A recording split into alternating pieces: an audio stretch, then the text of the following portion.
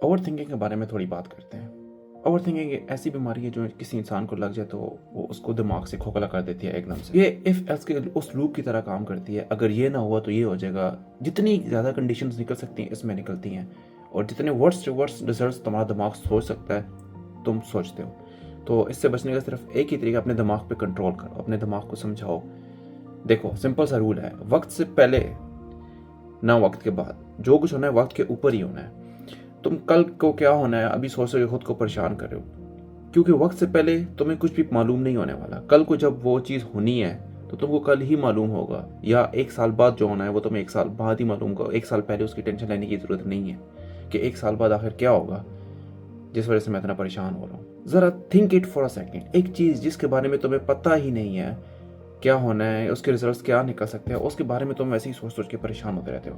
मेरे दिमाग के साथ क्या अजीब वाक़या हुआ कि मैं किसी चीज़ के बारे में बहुत सोच रहा था। फिर मैंने एक जगह पढ़ा यार कि जिस चीज़ ने आज होना ही नहीं है, जिस चीज़ ने महीनों बाद होना है, सालों बाद होना है, कुछ दिनों बाद होना है, उसके बारे में आज सोचने का क्या फ़ायदा है? क्यों उसके बारे में सोच के खुद को परेशान करना है?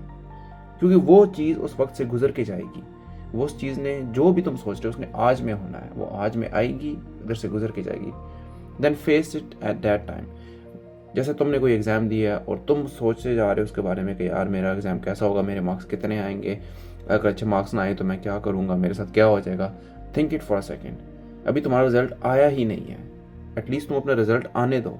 ये सारी प्रिडिक्शंस पहले करके ओवर थिंकिंग करके तुम अपने दिमाग को ख़राब कर रहे हो। The same rules apply in every thing.